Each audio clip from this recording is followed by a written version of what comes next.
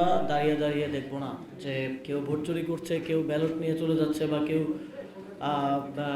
কেন্দ্র দখল করে সিল মারছে।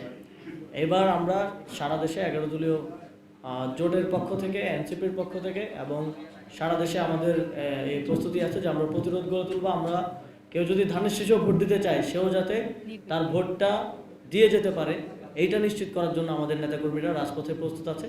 প্রত্যেকটা কেন্দ্রে কেন্দ্রে তারা প্রস্তুত থাকবে এবং বাংলাদেশের জনগণের প্রতি আমাদের আহ্বান থাকবে যে আপনার যে কোনো দল হতে পারে কিংবা দলমত নির্বিশেষে ভোটাধিকার নিশ্চিত করার জন্য আপনারা আপনাদের পক্ষ থেকে এগিয়ে আসবেন।